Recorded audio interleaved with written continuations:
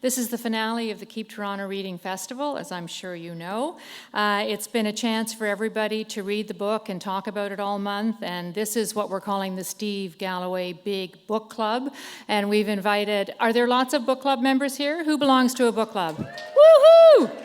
Excellent. And of course, we have the book club queen, Laurie Grassi, here from Chatelaine to do the interview. So before I bring up Laurie and start the program, I want to show you a video. You may know that we partnered with the Toronto Symphony Orchestra to present 22 pop-up cello performances. So this was, if you've read the book, and I know most of you have, you know that a real-life cellist in Sarajevo witnessed the death of 22 people who were killed by a bomb while they were waiting in a bread line.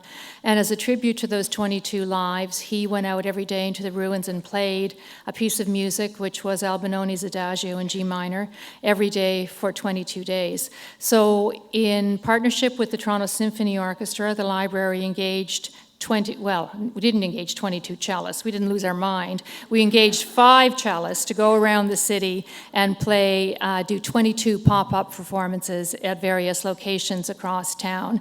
And here's what we came up with. It's a short video.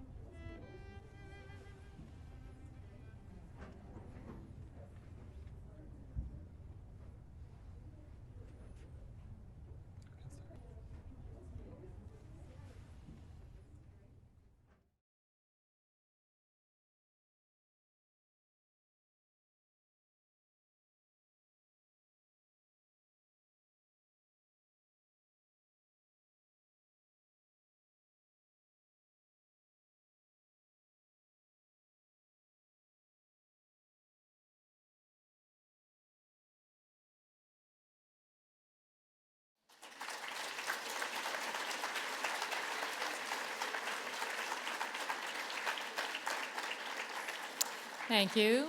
It's a nice video, isn't it? It's up on our website if you want to look at it, as well as YouTube. So now I'm going to turn things over to our host for the evening, and that is Laurie Grassi, who is the books editor at Chatelaine.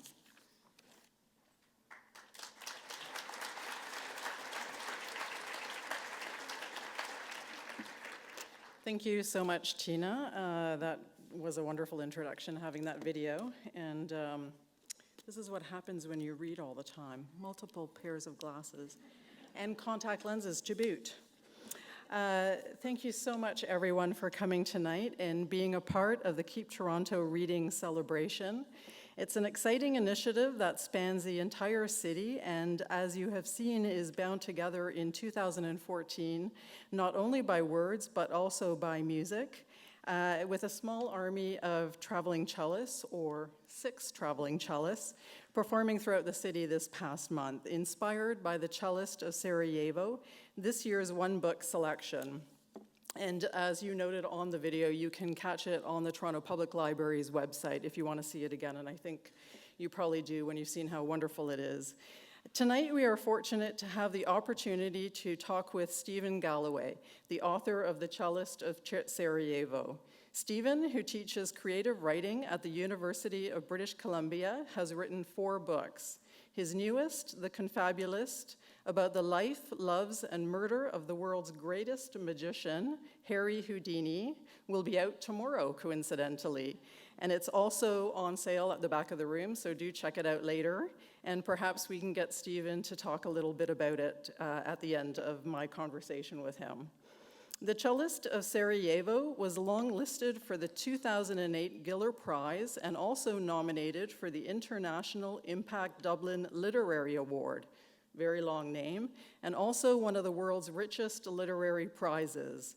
The book takes us on a journey behind the photographs and footage of wars we see all too often in newspapers and on television, to the people who live those wars, their day-to-day existence, what war comes to mean to them, and the impact it has on them. Of the book, Khaled Hosseini, author of The Kite Runner, has said, though the setting is the siege of Sarajevo in the 1990s, this gripping novel transcends time and place.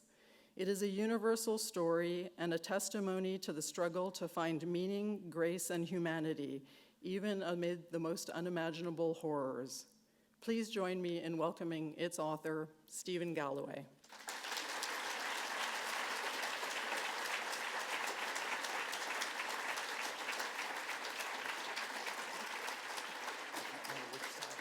Believe it or not, Stephen claims that that's mint tea. It is mint tea. It looks like it's not. I say it's whiskey, but he says it's mint tea. I'm not that kind of writer. I'm a mint tea writer. Yeah, I'm going to start off with what I think is an incredibly crucial question at this point in time. Have you filed your taxes? I'm very, very close to being done. I lost some receipts, but no, I'm no. Okay, more importantly to the book, which, he was teasing me about all of my various colored markings, but it's very, very important when you're researching a book. And I'm sure, members of the book clubs out there are familiar with those sorts of things. And yes, I do actually write in books.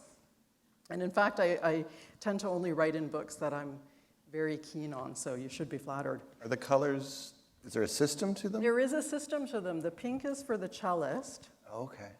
Is that like pink are parts you didn't care for? No. Yellow is kind of eh. The colors stand for the various characters. Pink is for the cellist, so there's actually not a lot for the cellist, and we'll get to that later on. But no, I'm going to start at the beginning. It seems to me that every book hinges on a particular seed of an idea that blossoms and takes root and cannot be dislodged or uprooted. And what was it about this singular act, this musical performance under these conditions that you felt compelled to write about? Well, for me, at least in terms of the cellist being kind of the central image for the book, I saw a picture of Vedran Smilovic playing in a doctor or dentist's office when it happened in 1992. And for whatever reason, that image kind of stayed with me. And over the next 10 years, I'd think about it every so often. But I didn't know what to, I wasn't thinking about it like a writer, right? I wasn't thinking, oh, I want to write a story about it. I would just think about it in a way that is unusual for me. I haven't filed my taxes, and I don't know my postal code. I conflate the birthdays of my children.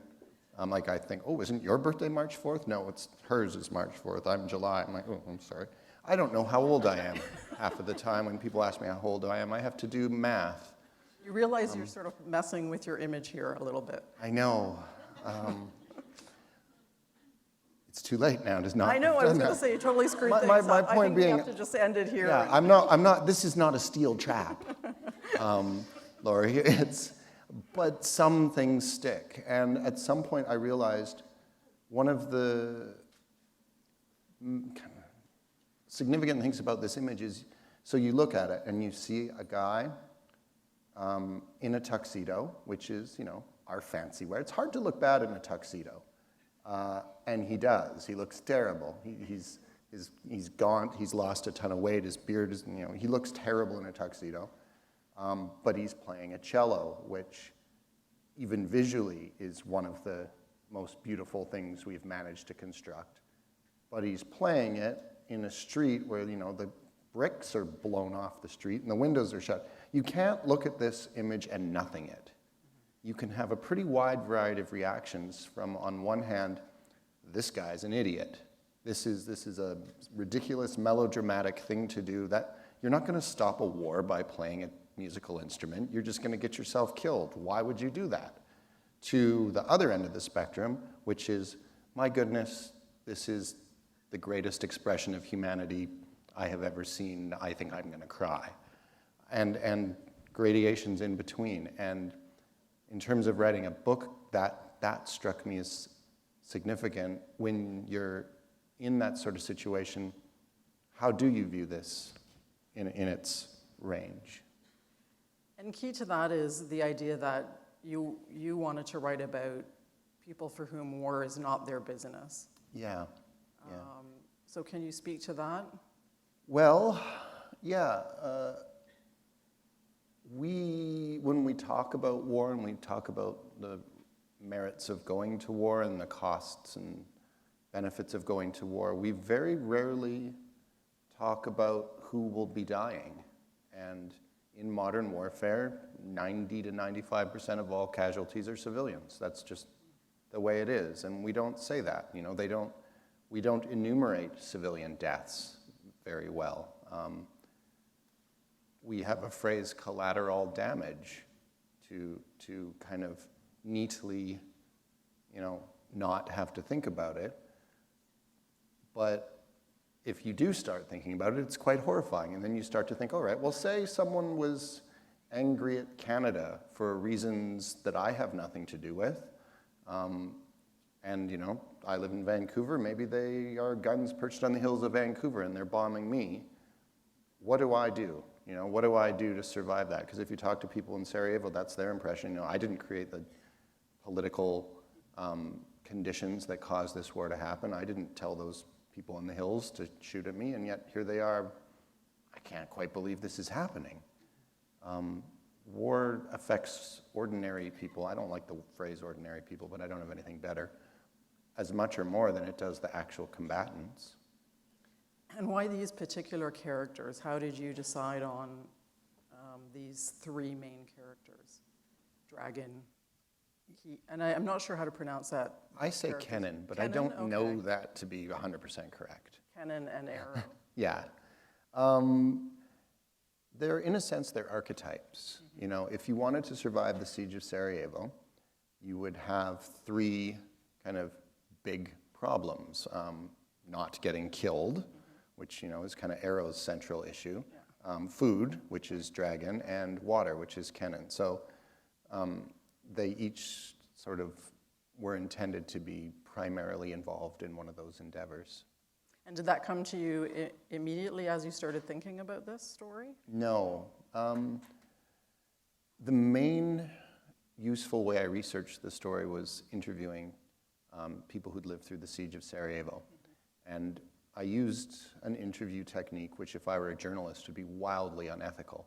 But because I'm So not, explain that. I would take people in Vancouver who I knew who had lived through the siege, but who didn't know each other. So I'd get, two couples, and I would take them out to dinner and make sure that, Bribe them with food. well, also make sure the wine kept flowing. Okay. And I would, Alcohol, not tea. yeah, well, there's a reason that wasn't alcohol, because I'm trying to not be an idiot. So I'm doing things the wrong way as Yeah, well. exactly. Yeah, you should have insisted. And I would put my tape recorder down and just kind of try to become invisible and get them to talk to each other.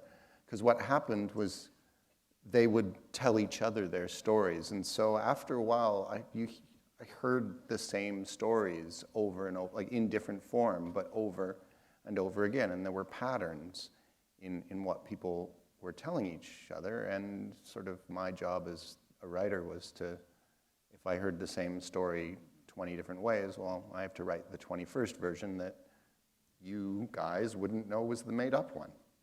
And how did you find these people? I just happened to know 4 of them, and once I knew those 4, they introduced me to more, and sort of like in a outwardly expanding spider web of Sarajevan friends. Yeah.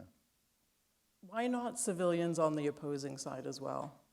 Because there were civilians on the hills. Yeah. It wasn't just the men on the hills shooting.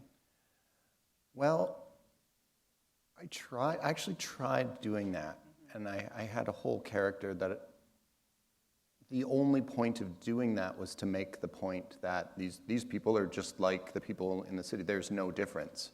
And I felt like if I could get the reader to just kind of know that through the book itself, without having to do that, the point would be made more strongly. Through sort of little scenes like the scene where Arrow shoots the other sniper, where you can sort of see that, well, that guy's not that different from Arrow. I thought if I could make the point elseways, is that a word? I don't think that's a word. I don't think so, but that's okay. But you guys know what I You're mean, a writer. right, by You can make things elseways? up. Yeah. And you definitely never considered using actual soldiers. I mean, obviously, Arrow shoots people. She's a sniper, but she's not a soldier. She's not a professional soldier. She's commissioned into the cause because she is on the shooting team at the university. I didn't really. One of the things that I think, I don't know if other writers do this, I'm sure they must, but I do when I'm looking at a book is say, okay, well, what can I do with this information or this subject that hasn't already been done? There's no point in writing a book if someone already wrote it. It's a lot of work to write a book, and it doesn't seem to make sense to me to just repeat what's been said. And when I read books about war, they almost always involve soldiers, doctors, journalists, politicians, the sort of people we're used to thinking about in that context. So I wanted to try something different, just for my own entertainment, if anything, if nothing else. Entertainment's the wrong, for my own challenge, if nothing else. How long did it take you to write it? About 5 years, 4 or 5 years. Including the research. Yeah. Speaking of characters, the city itself, do you consider that a character? Because it very is much a big part of it and very prevalent in the characters' minds in terms of how their day-to-day existence and how they think about their lives. Do you consider geography character? Do you think of it that way? I don't know if I think of it literally as character, but it's a sphere of conversation the characters are involved in, and the idea of what it is, and sort of, I guess, the character of a city is something they're very strongly engaged with. The idea of what Sarajevo is versus the reality of what they see at the moment is a really strongly influencing force on them. I guess the way a character could be. I can't get the city to do stuff the way you can make a character, like go walk over there. I can't make Sarajevo do that. You could if you were a fantasy I writer. could, yeah. True. And Sarajevo moved 3 kilometers to the left, and the problem was solved. Exactly. Oh, why didn't I think of that? Yeah, come on, you could, a whole new book. But it does very much play a role in terms of how everyone's movements are circumscribed, and also in terms of their memories of what once was and is, and how that's changed, and their reality, and how they think of things. Yeah. And now we're having problems talking unreality. That's not a word either. I don't, it is now. We've obviously had too much tea Yes. in the green room. This is moonshine. Yes, Looks yes, like exactly, water, or but- vodka or something. Some guy in a hill made it earlier today. This is what happens when you work with words all the time. They start messing around with you. I really don't get out much. Nor do I, actually. it's We're reading terrible. all the time. Yeah. Reading and writing. No one's left yet, though, so that's a good Oh, that's sign. good. But it is that shifting sense of reality and how they look at things, and they can't really remember, was it actually like that? Yeah. They have a problem with that. They don't know if their memories are actually accurate anymore, because No. war is messing with them. Well, I mean, that's kind of how memory is to begin with. Yes. But It's yeah. almost accelerated in a sense. Well, I mean, my impression in talking to people who lived through it was there was a certain sense of surreality almost, like for That's most. the word. Yeah, I was going to say unreality, and then I remembered from a moment ago that that's not I'm messing a word. with you. But just this idea that, the thing almost everyone said to me was, the worst day of the war wasn't when my aunt was shot, it wasn't when my house blew up, it wasn't any of the things you'd think. The worst day of the war was when I realized this was how things were. That whatever I remembered life being like, that wasn't what life was like anymore. This is what life was like. And sort of the sinking pit of, kind of, it's not coming back. I think many Sarajevans never really believed the war would happen. And then when it did happen, they believed, we the West are going to swoop in and fix it. You can't possibly be letting this happen. Are you insane? This is ridiculous. We live in a civilized world where people don't do this stuff. Hello? Anyone there? And, one day, most people realized, no one's coming. This is how it is. And then that's when you start to get in sort of conversations with yourself. Well, has it always been this way? No, it hasn't. What was it like again? But you don't want to talk to people about what it was like because that's depressing. So, yeah. Was there a consistent sort of time period that it took for that to happen for people, or did it vary greatly? It seemed to vary greatly depending on the person. And, like anything else, when I was interviewing people, this would have been 2003, 2004, 2005 kind of thing. So we're now, I'm terrible at math, 7 or 8 years after the end of the war. So even people's memories of sort of how it all happened are a little hazy. Maybe mercifully so. Probably. Did that surprise you? That hearing that sort of sensation happening to people? Yeah. Yeah. Yeah, pretty much everything that people told me surprised me. Yeah. There's kind of a standard narrative about how a war happens and what happens that I heard very little that fit that sort of standard Hollywood-y kind of narrative of how it feels. And is there anything else that stands out for you? The one thing that really stood out for me was being told just how ordinary social greetings and, the hi, hey, Lori, how are you? You don't say that anymore because you're obviously terrible. And people, in a lot of cases, just kind of avoided that kind of human contact. And so not only, are you tired, hungry, and afraid, you're also kind of, I don't want to have to talk to her, I'm going to cross the street kind of thing. That really surprised me because I mean, I'm sure it wasn't a universal thing, but I heard that from a lot of people that they kind of just kept their head down and didn't want to talk to friends and neighbors and whatnot when they were out on the street. So that's kind of what you incorporate into the character of Dragon when he sees Yeah. Emina and he doesn't really want to talk to her. And of course, he does end up talking to her, but, Some people just make you, don't they? well, yeah, Yeah. they do, unfortunately. I found it interesting, your use of repetition, exact words and phrases in various places, but particularly at the beginning and the end. And I don't know, I hope everybody has read the book. You might not have, so I don't want to spoil things, but I'll just say when the bomb hits and when Kenan goes for water, what would you say is the strength of that? Is it as just a simple literary device, or is there more to it? And I'll follow that up with a question afterwards, but I want to hear just what you have to say. Well, the whole book is sort of structured like a piece of music, like a trio sonata. And repetition in music is a pretty big thing, right? You don't, when you hear a song, it's pretty rare that the whole song is different from start to finish, right?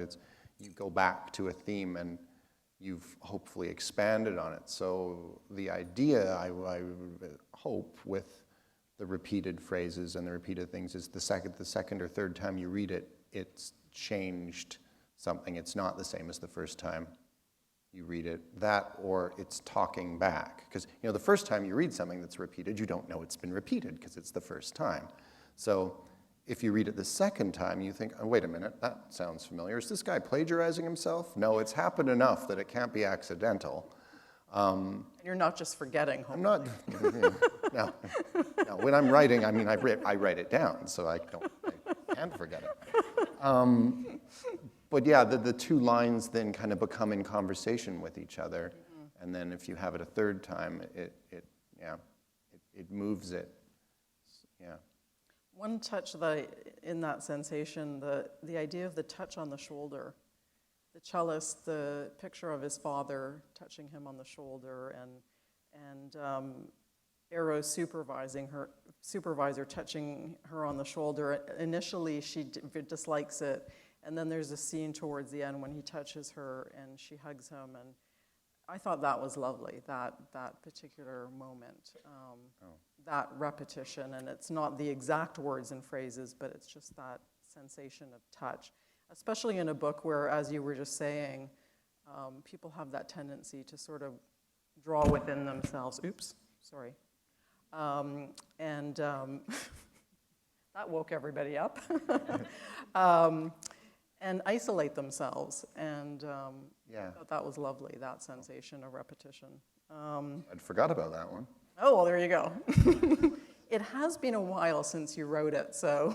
Yeah, and most writers don't sit down and read their own books, for fun. No, you don't even have it tonight. So. No, I don't. I decided what I did. You have one, that's good. There you go. Speaking about the music that the cellist plays gives him hope, but ironically, it was music that was born out of the bombing of another city, Dresden, in another war. And in some ways, does that imply to you the circularity of human frailty and hopelessness, the idea that humans repeat the same mistakes over and over again?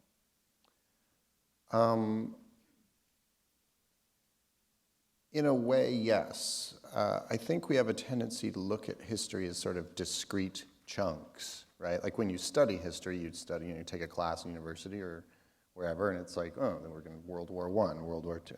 But it's not like discrete chunks. Everything happens because the other stuff before happened. It's all connected. The thing I really like about that piece of music is that it's not actually what it says it is. I had, while I was writing the book, one of the weirdest, most serendipitous encounters of my life. I was on a plane, I don't remember where I was going, but I was connecting through Vienna. And I was sitting reading an article about Albinoni's Adagio, which, if you're not familiar, so Albinoni's Adagio, so the story goes, is a adagio reconstructed from 3 or 4 bars of a trio sonata that a guy named Remo Gisato found in the burned out remnants of the Dresden Music Library. And apparently he got these 4 bars and sat down and somehow painstakingly reconstructed the piece that we heard earlier. The thing about it is Tommaso Albinoni was a Baroque organ composer. Did that sound Baroque organ-y to anyone? Sounded to me very operatic 20th century Italian, like a fellow named Remo Gisato might be interested in. So at any rate, so I'm on the airplane and I'm reading about Albinoni's Adagio, and this guy is sort of doing this, and and I hate it when people do that. And we'll go to any lengths to not talk to the person sitting next to me on an airplane, to the point at which I once pretended to not speak English, to not have to talk to an American football coach, because I just knew how the next 3 hours would go. Did you just not say anything, or did you actually I said no other English, and then went to sleep. Oh, good. But for some reason today, I sort of looked over and said, "Oh, hi," and he said, "Oh, I'm really sorry, but you're reading an article about Albinoni's Adagio." In English. Yes, and I admitted to speaking English. He was a very sophisticated British gentleman. I can only read English. I cannot Yes, speak I it. can only read. But no, and it turns out he was the rare books and music's curator, like the head of the rare books and musics department at Sotheby's London. Very nice man, we're Facebook friends. And he had just acquired Remo Gisato's papers, like the entire papers, hoping to get the 4 bars of manuscript fragment, because no one has ever seen, no one ever saw it. And he got all these papers and spent a month pouring through them, and it doesn't exist. No. The manuscript fragment does not exist. And if it had once existed, what happened to it? Why would you destroy that? So basically, some Italian guy just thought, you know what? No one listens to me when I record, when I make music. But this is a cool story I could make up. It's a great hoax. And at the end of it, I thought it was true. I thought. you can think it's true is the beautiful thing about it, because none of that negates the fact that it's a really great piece of music.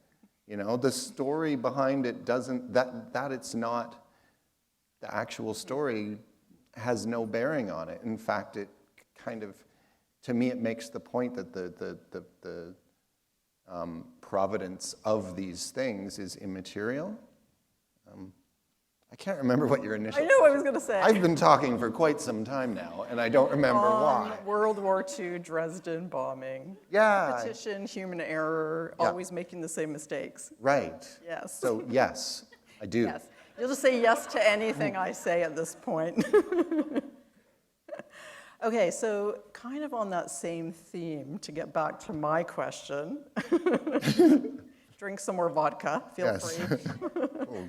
Oh, In a sense, the book at heart is also an examination, particularly through the character of Arrow, of hatred, yeah.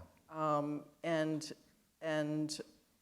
her thoughts on hatred, and how she feels about what she's doing and why she's doing it, and how what she's doing changes through the course of the book, and her realization about what she's doing. Mm-hmm. Can you talk about that? Yeah. Briefly. I mean, yes. not a tweet. Yes. A little longer than that. I can't do but tweets, not they're too 20 minutes, please. Yeah. Well, basically, Arrow's deal is she going to let the hatred of other people dictate her own hatred? We don't in this world respond to love with love. We decide. If someone loves you, that's great, and you sort of sit and think, well, do I love you back? I don't know. Let's see. We're much quicker to respond with hatred, and if you want the short version of what happened in Sarajevo, like why that war happened, one group of people decided another group of people hated them, acted accordingly, and it became true. Done. That's an oversimplification, but none of what I said is wrong. With Arrow, she realizes at a certain point that she has been made to hate people because of their hatred of her, and that sort of gives up a fundamental human freedom that she does not wish to give up. Because of who they are rather than what they do, in essence. The idea of them. Right. And at that point, she's basically done. Well, she backed herself into a corner where her options were extremely limited. Were there actually women snipers in Sarajevo? Yeah, one of the reasons I chose to make Arrow a female sniper, aside from the fact that I just didn't want to write, what you normally see, which is a woman, trying to protect her children, or, which all good things to do, but I've seen that. Yeah, don't offend it. Yeah, no. I like children, and they should be protected in times of war. I don't really like children. As Ken. Yes. I have them. You know how they are. And you do have a character, Kenan, who protects his children by Exactly. not taking them to get water with Yeah. him, not submitting them to that. But the thing about Sarajevo was the people defending Sarajevo were not sort of, for the most part, regular army. And Sarajevo had sort of two things. One was which they had compulsory military service in former Yugoslavia. So when you graduated from high school, you did your year of military service, whether you were male or female, just as a sort of byproduct of being sandwiched between the West and the East and being a small country, So women knew how to use guns, and target shooting was a fairly popular just sport, like the way we play hockey or cricket. We don't play cricket. That I was was a going to say, terrible example. what? I don't know. I like to think that there are people What do out you there do playing out in cricket. Vancouver? I play a lot of cricket. I think I saw people playing cricket on a beach once. I don't know. But anyway, so there was that. And so it depends who you ask, because it's hard to get reliable statistics. But as many as 10 to 20% of the actual counter snipers were female, which is a completely unique blip in history. In terms of war. Yeah. The cellist is obviously the subject of the title, but he is in no way a main character. Why not give him more depth? Why not go into his thoughts? I mean, you don't go into his thoughts at all. You don't give him a voice. He's only the pink little slips here. Yeah, he's like 6 pages. He's nothing, really. Why? Why make that decision? The air goes out of it if he's not an image. He's an image for the other characters to react to. The minute there's number one, just as a writer, an enormous problem with the story of the Cellist of Sarajevo, and that day one, which is in the book, is pretty interesting. Day 3, he does it again. What am I going to write on day 17? Yes, he went out, as he has done 16 times before, and he sat and he played. It's still the same song, and nope, didn't die. Stories need change to be interesting, and he did the same thing every day. It's just there's nothing you can, as a writer, do with that. And I think, too, the more you figure him out as a human being, the less that range I spoke of exists in terms of interpretation, because now it's about one man and why he did what he did, instead of this is a thing that the rest of us have seen, how are we going to react? In this case, I was more interested in the audience than the performer. But in a sense, even though he is only a minor character, he's the glue that holds everything together. He's, in a way, the character around whom all the other characters revolve. He's also the art in the world of war. Can you explain the importance of art in the world for you and what that means? In 3 sentences? Yeah. Art is 5 good. minutes, Art no is more than that. good. Art. Okay, that's a Good. tweet. That's not, yeah. Oh, yes. So I think we have made, at least in sort of North American thought, 2 really fundamental mistakes. One is what we think civilization is. And there's a line in the book that I can never quote right, but the gist of it is, we think civilization is roads and bridges and buildings and stock markets and infrastructures and whatnot. Like, we think the library is the civilization, like the building, but it isn't. What happens in the library is civilization, and all civilization is a conversation that keeps on going, that we all have in terms of how we're going to behave towards each other. I don't not murder people because I'm afraid of going to jail, I hope, although I am. The reason I don't kill the guy in front of the bank who's bugging me, in the front of the line at the bank that's bugging me, is that I don't want to live in a world where I might be killed if I'm the guy bugging the person behind me. We've all just kind of agreed that if we want to do this thing that we do, which is civilization, we're going to have to behave in certain ways towards each other. Now, when that conversation or those things break down, one of the more indestructible ways of restarting it or continuing to have it is engagement with artistic expression. When you read a book, when you see a play, when you go to a movie, when you do whatever, that is an act of civilization. A sad ending is sad, or a happy ending is happy, or a character makes a good choice or a bad choice. Like, the way you interact with it is a direct conversation with society. And the problem we have nowadays is there's a real tendency for some of our leaders and even some of our thinking to view engagement with the arts as an elitist, foppish, the phrase my mother uses, which she will, artsy fartsy. You guys know this one? I don't like that. That's mean. It's something you do when your wallet's full and your stomach's full. And if you're like a true kind of real person, you don't do that kind of thing, right?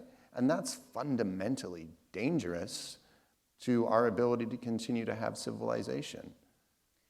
Why then, though, did you choose to make it so important to Kennan that the trams are representative of civilization and the running of the trams, that quotidian thing? Because that's, for him, it's the trams sitting there on the tracks all burnt out, and it's they don't even think war is happening because, oh, look, the trams are still running. Mm-hmm. Why?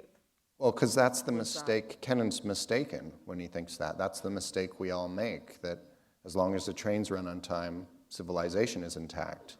Well, no, it's not. Civilization is intact right up until the moment at which the deal we all have to not do the terrible things we are all capable of doing breaks. I hope by the end of the book he realizes it's bigger than the trains running, but I mean, no one gets all the way to enlightenment. That's a sentence I have never said in my life before. You've said that people don't read to be morally hectored, that the writer must tell a great story and sneak morality in. How hard do you feel that you had to work at it here? Because there clearly is a great deal of morality in this story. Yeah. Probably with this book it was harder than most to construct a story that would carry it, simply because when you're dealing with recent events, like nothing irks me more than when this book is classified as historical fiction, which I've seen it done. It's like it took place in 1992. That cannot possibly yet be historical fiction, can it? I don't know exactly what the time lag to be historical is, but 20 years is not, like, it's got to be more than that, because I remember it.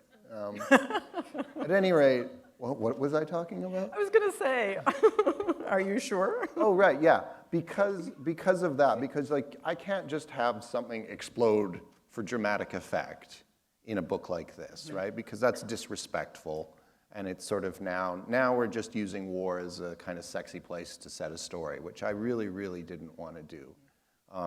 In my new book, I have magicians, and if I want something to disappear, I can, because I'm not, I don't care if I'm offensive to magicians. They're going to be okay with that, right? That's not a human transgression. So in a book like this, yeah, constructing the story that will carry it is more challenging, just in that you can only do so much. When you wrote this, the events were barely 10 years in the past. Were you worried because of the political and ethnic context and possible backlash? Oh, I'm always worried about backlash, yeah. Writing a book is no fun for that, because you can't write a book that everyone's going to like, right? That's Yeah, not the exercise. It's not possible to write a book and have, if 100 people read it, all 100 will like it. It's not possible to do anything. I'm sure in this room right now there are 10 people who have decided as a result of what we've done now that they absolutely hate my guts. Raise your hands. No, don't raise your hands. We're in Canada where we will agree. You will keep this to yourself. Until we read the Yeah. social media You can tweet it afterwards. later, but don't come up to me and tell me. I don't need to know that. But, you know, the act of writing a book, you kind of have to, at a certain point, accept the fact that not everyone's going to like what you do, and you have to sort of know your own intentions. I was more worried about it than probably with a normal book, but, you know, that's kind of just, that comes with the territory. Yeah. You've also said, though, that you don't really care if people like the book, but rather that you hope they ask themselves what they do in those circumstances. Yeah. What do you think you would have done in those circumstances? I would have probably folded like a coward, I think. One of the questions I get asked a lot is, which of the characters are you most like? And I am most like Kenneth. I would be afraid of everything. And Yeah. I think I would have left Mrs. Rostovsky's water, is the difference Yes. between me and him. Yeah, because as I was reading it, it occurred to me that the characters are very allegorical. Arrow is action, Kennen is fear, and Dragon is indecision. And in fact, there's a scene in which Kennen, when he's going to get the water, classifies people as 3 types: those who run, those who help, and those who watch. And I think it's very true that until you're in an emergency situation or in a situation like this, you really have no idea. As much as you'd like to think you're going to be a certain type of person, until you're in those crucial, critical situations, you really have no idea what sort of person you're going to be. No, you don't, because, you know, I think it's automatic, and it's not a rational thought thing. Who knows? I feel like I would be a runner, but maybe I would like to be a helper. I don't know. And did you, given that scene, and again, there's that idea of that echoing, that musical motif, when Kennen's in that scene and he classifies those people as those 3 types of people, did you have in mind that your 3 characters would fall into one of those 3 groups? Probably loosely, yeah. You're just saying that. Well, yeah, probably. I don't remember. You're like, you don't even remember the book. No, but loosely, that was, I mean, the way I think of them is no one of the 3 characters kind of has the whole thing. Like, Kennen and Dragon start off in very different, they say almost contradictory things at times. Like, in that scene, Kennen talks about, you know, one of the problems here is that when people are killed, we clean it up, right? We take the bodies away, and you know, you can't even tell anything happened, and we should leave the bodies there so that people see what is going on. And then Dragon, you know, is the exact opposite of that. He's like, I will not live in a city where there are people, dead people, laying in the streets, because that is not the city that I want. That is inhuman. And so, each one of them every once in a while, I think, gets it right, and then hopefully by the end they do better.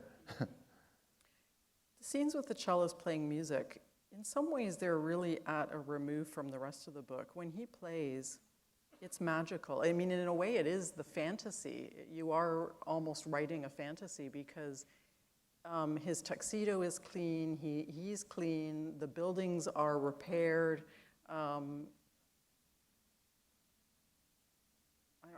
I don't even know if that's a question, but it's That's my favorite part of the book. it's wonderful, that and part. it's people go back to the way things used to be in their minds, and he draws people in, and it's really that sense of a feeling of community again that they've lost. He pulls people together and he gives them hope, the hope that he feels from the music, and I guess that's the magic of what he does. I don't even know if I'm asking a question. That's or what making a that's what statement. music does, though, right? Music, it can, like people say, it can move you, but it literally can move you where you're not consciously where you are. You're going somewhere else in a way that not a lot of other things can do. I think maybe for me, music and sometimes a certain smell. Like every time I smell sawdust, I'm 7 years old, watching my dad saw a 2x4 in half. Like, I think until the day I die, every time I smell a particular sharp sawdust, I will flash back there. But it's really only smells and music that do it. So closely linked to memory. Yeah. Just, yeah. We just have time for a couple more questions. What are some, okay, this is just something interesting. You said that when you got to the age of 20 without realizing that books were actually written by writers. Yeah. I know, I it can't sounds so explain it. bizarre, but it also is so understandable in a way. Well, I grew up in Kamloops, which is a small-ish kind of mill town in the interior British Columbia. And I read voraciously as a kid, or even as a young adult. But, you know, it wasn't the case that, you know, a writer would ever come to my school, or that I would see one on TV, or, you know, I didn't listen to Morningside because I was a kid. Like, little kids didn't sit down and listen to Peter Zosky. We maybe should have, but I didn't. I didn't even know about that. And so, yeah, I obviously knew on an intellectual level that, you know, Aldous Huxley must have been a real person who wrote the book. I never made the connection that, like, the people who wrote books were, like, people. Yeah. Like that, you know, you could see Farley Mode at the bank, and I go to the bank. It sounds like I go to the bank a lot. I know, I was never go gonna to the say, bank. I've and mentioned get it like 3 times. irritated. I haven't been to the bank in months. I just, you know, use the ATM like everyone else. But, or like walks his dog or does whatever, and that being a writer is just a thing a person can do. It wasn't until I was literally at university and accidentally took a creative writing course out of social awkwardness. I was going to say accidentally. In grade 11, this is a terrible story, and I know there are school children here, and I want to just say this is not the way to do it. I got caught down at Riverside Park at 2:30 on a Tuesday, partaking in a substance that is still currently not legal, in grade 11 by my grade 11 English teacher, Mr. Kilby. And this was not the first time I had not been in school when I was supposed to be in school. And there was this thing taking place in Kamloops called the Young Authors Conference, where they took promising young writers and derelicts, and they spent a day in like a writing workshop. And the deal he made to me, I think he was having trouble getting people to go. They roped in all Yeah, the... so he said, all right, Galloway, you, my friend, are going to the Young Author, you're going to that thing, or else perhaps I will not keep the fact that I have just seen you under a willow tree at the park to myself. And I went, Partaking of an illegal substance. yes. And years later, when I was at UBC, just as an undergrad student, I ran into the guy who had taught the workshop, a terrific writer named Ian Weir. He was the showrunner for Arctic Air and wrote a terrific book called Daniel O'Thunder. And being from Kamloops, he said, hey, Steve. And I said, hey, Ian, because we all know each other. And he was on his way to teach the creative writing course, and I had just dropped an elective. And he said, why don't you come take my class? And I didn't really want to, but it was awkward. Politeness changed my life. And I got to the class, and it was full of 12 other people, or 11 other people. It was a class of 12, and sort of they all seemed to be under the impression that being a writer was a thing that was like that a person could do. You didn't have to have like gone to Oxford or, be really, really smart or any of these things. You could just like write stuff and work at it. It blew my mind. There you go. Yeah. Well, Stephen, I have to say it's been wonderful to talk to you, I have got to stop telling that story. despite the illegal substances and everything else. Before we take questions from the audience, I have an announcement to make about a contest that the library ran, and the winners of that contest. I hear the hush. Book clubs from around the city wrote to the library to say why their book club should have a chance to dine with Stephen. And obviously it's going to be a lot of fun because I assume there will actually be alcohol involved. This Friday, winning book club members and Stephen will enjoy a fantastic evening on the 54th floor of the TD Tower. Ooh. Woohoo! Catering will be provided by Canoe Restaurant.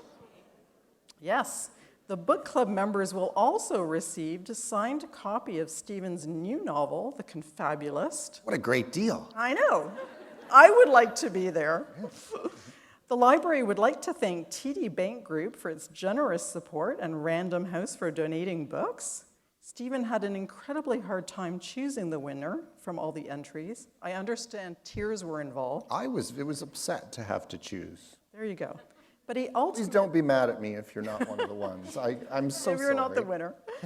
But he ultimately decided on the NT Book Council as the winner, the winning group. So congratulations. Woohoo!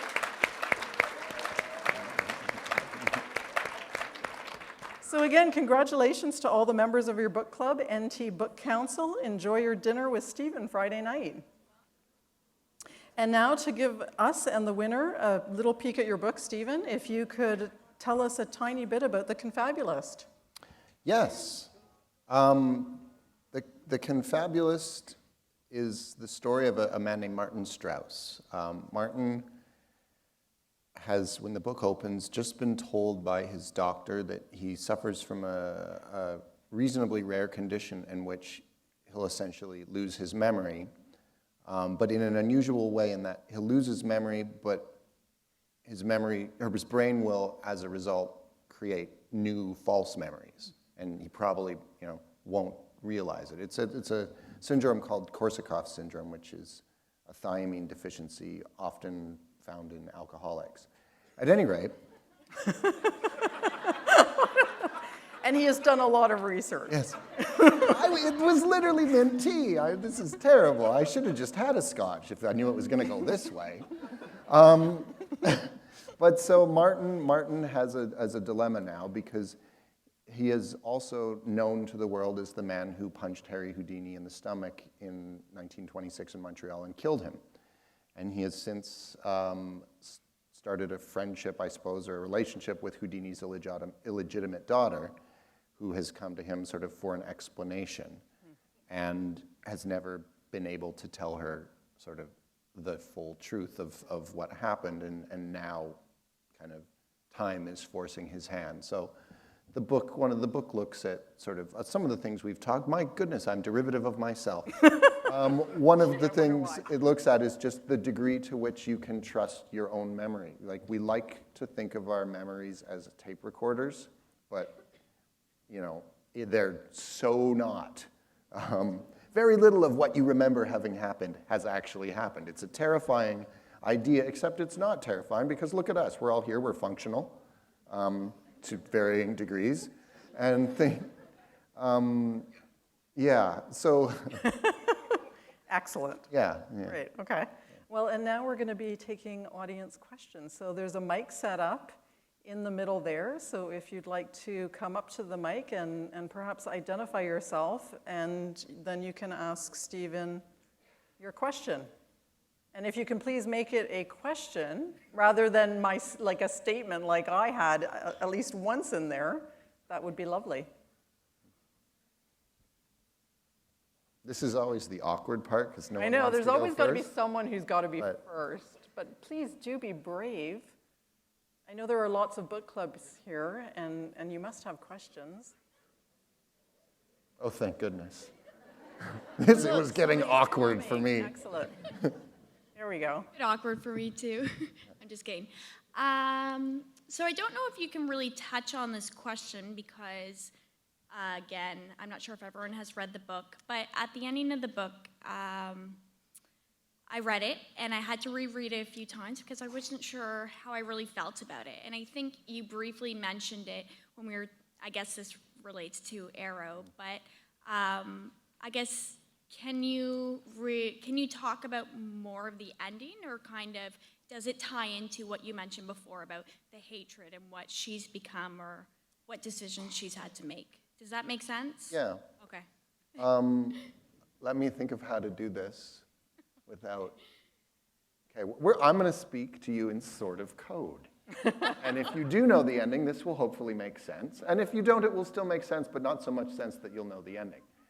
So by the end of the book, through the choices Arrow has made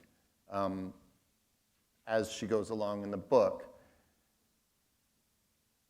she's narrowed her range of possibilities in terms of what she can do down to basically two choices.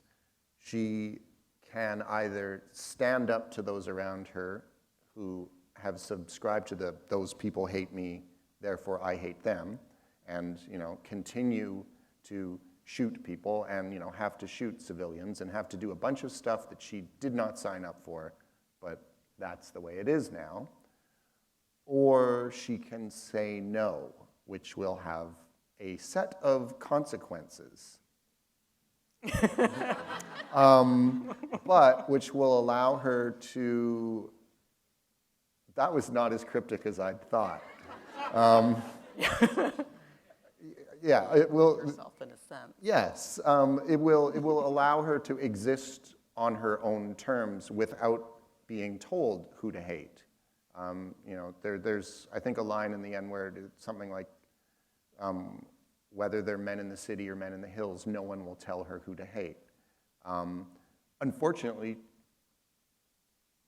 she doesn't have the ability to do that and skip off into the sunset with rainbows and ponies and everything. Unicorns. Okay. Yeah. So. That's great. Thank you. Thank you.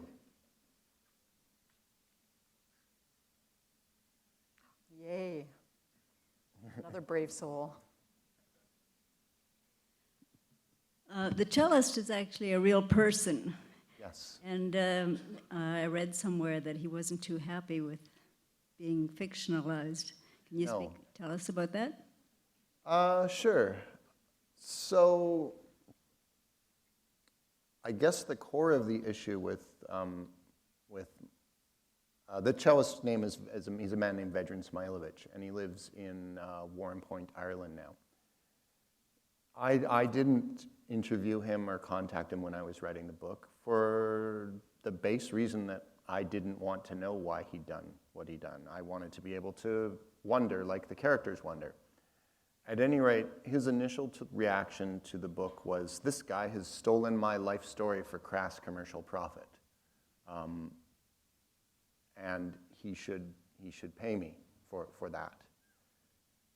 And I suppose from his standpoint, he has a point. Now, you have to remember he grew up in a communist country where if I'd been a writer and he had been himself and I'd written this book, I suppose if it did well, my writer stipend would have gone up a bit and his being himself stipend would have gone up a bit. The problem with that is I have a responsibility as a writer not to libel or slander anyone, but I am allowed to write freely about things that take place on public streets in the world. I'm not only allowed, I'm morally obligated to do that. And we don't live in a world where you have to pay people money to talk about what goes on in the world. He and I have agreed to disagree on this point. I wish him well, but I fundamentally disagree with his position that because I mention something that he did in full view of the New York Times, I am required to financially remunerate him for it. It's not the most fun I've ever had. having a guy threaten to burn his cello in outside the Canadian Embassy in protest of your book is not a good day. But You did meet him at some point, did you? I did. I went to Ireland I sort of had the Canadian diplomatic feeling that, you know what, if he sits down with me, he'll see I'm not a bad guy. I'm an okay guy. I'm not stealing anything from anyone. It didn't go very well, though.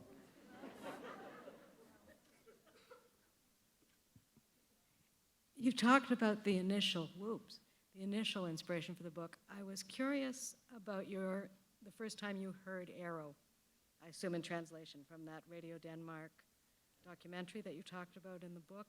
Yeah. When did you encounter that, and what was your first reaction to that? You know what's strange? Yeah, I encountered that. I listened to a Radio Denmark documentary rebroadcast on the CBC where they basically spoke to 8 or 10 snipers during the war. I think it was called Sniper, maybe, on both sides. And it was really interesting just in the psychology of how snipers worked. But there was one in particular, and her pseudonym was Strelia, which I'm probably not saying it right, but which translates to arrow. And there was just something about the quality of her voice, like the way she talked, that stuck in my brain. And I've now, years later, realized, well, that was actually the translator speaking, not her. So someone who translates documentaries for CBC has a lovely and captivating speaking voice. But like, this is what happens as a writer, is sometimes things just stick in your brain, you don't know why, and you can't get them out. So, yeah. Oh, here's one. What a long walk this is, huh? It's like a walk down the aisle. Yeah, I know. Dun, dun, dun, dun, dun, dun. Hi, whoa, it's loud. Okay, I'm just wondering, I don't know if you still remember from when you wrote the book, but which character was it the hardest to write for? Like, Yeah. well, like time-wise, anything, really? Dragon was the hardest. I would not, as a general rule, recommend having a character who spends an entire book standing waiting to cross a street. It is very difficult to make that dramatic or interesting. Yeah, that was a real challenge. You can only do that. He almost, no, not yet.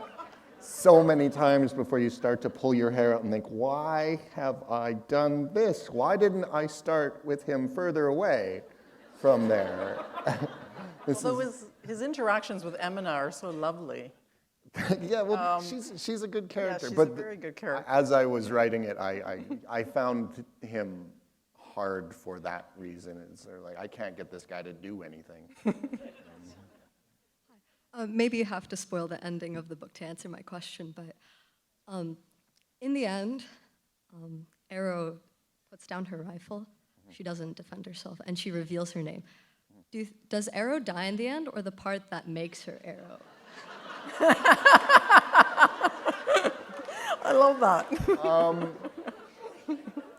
Okay. Okay, if you don't want to know, close your eyes and don't look at me right now, and I'm going to answer this with using dance. Okay, are you ready? I love this. I'm not really going to use dance, but okay, on the count of 3, close your eyes. Okay, every 1, 2, 3, you got your eyes closed? Yeah. Okay, you can open them now. I love it. She was out of choices. She could only do so much. I think all of us are intrigued by the ending, so it's hard to ignore. But one of the things that struck me was you seem to emphasize that when the cellist performs, he is in a complete bubble, and he makes a big point of not making a human connection with anyone who's listening to him. Mm-hmm. And then when Arrow sees the counter sniper, or sees the sniper totally engaged in his music, and therefore not killing the cellist, mm-hmm. and yet she therefore decides to not be moved in the same way and kill the sniper. And then, yet, she ends up having this sort of cathartic thing where she won't give up her principles and allows herself, to be killed. I'm just curious, like, did you deliberately make all of that incredibly ambivalent so we would think about it? Or did you have thoughts in your head that we don't know? And because everyone seems to be thinking about all those sort of apparently contradictory kinds of human feelings or lack thereof at the end. Yeah, well, the arrow at the end probably wouldn't have shot the cellist. Not the cellist. She does as well. Sorry, yes. got 'em all Obviously, confused. she wouldn't have shot the cellist. That's ridiculous and a terrible. That's what happens at the end. You really Arrow don't just remember is like, what this you is wrote. ridiculous, and she shoots him. No, Arrow wouldn't have shot the sniper. That moment where That's the Hollywood version. yeah, exactly. Probably. The moment where Arrow shoots that sniper is sort of the moment where her plan, I'm only going to shoot people who deserve it, starts to fall apart, right? If she hadn't had to do that, she probably could have kept going on the track she was going, where I'm just going to shoot soldiers and whatnot. Because in that moment she saw, well, he was still a soldier and he was still a threat, but he was not an amoral killing machine the way she had sort of characterized these people. So that moment for her is sort of, that's where the crack was, and then the rest of it wedges into that crack. And yeah, by the end, there's no way Arrow at the end would have pulled the trigger in that moment, I don't think. Does that answer your question? Yeah, and why did the cellist not engage with any of his listeners? Because I think it wasn't about the listeners. It was about him playing. Yeah. Okay, we have time for one more question. Can I do a quick comment and a question? Sure. I enjoy reading books that I can visualize, and I'd like to thank you for not just giving a book that I can see, but I can also hear. So thank you for that. Oh, thank you. The question is, when you mix fiction with nonfiction, is there a conflict that arises that kind of can inhibit your writing, or because you have to stay true to the actual facts? So is there a conflict at any time? You did do your research. Yeah, I wouldn't necessarily describe it as a conflict. Anytime you're writing a novel, at some point there will be a structure of the novel, right? To tell the story you want to tell, a novel becomes a structural delivery system, right? I'm going to tell a story in this, like from even whether you're telling it in first person or third person, past tense, present tense. The more you write, the more it narrows. And writing stuff where you're using actual historical events or a timeline, that becomes a structural kind of template that lays over it, right? You have these events that happened that you can't ignore. I don't know if I consider it a conflict. I just kind of consider it part of the overall challenge of writing realist fiction. Now, it's always funny because in a weird way, this book isn't actually particularly historically accurate in one giant way, in that the way the characters think and feel and act during the book is entirely inconsistent with how they would have thought and felt and acted when the actual cellist of Sarajevo played. He played in the first week of the war, and the characters feel how you would have felt after a year. So you always have some elasticity, and I think that's a choice that you can make, and it's okay, because you're not saying, you're not taking a fact and obliterating it. It's a challenge, not a conflict, and writers should like challenges. So just this one last question, and then we'll get Stephen to start signing books. I read your book, and I came to the obvious conclusion about the ending, but then I thought there was a door between Arrow and what possibly could have happened. So when I thought about that, and I thought, is this guy going to write a sequel? Because anything could have happened. I just felt that you Yeah. led us to an assumption, and it's the obvious assumption, but there is still that curtain or door between the two parties. Yeah.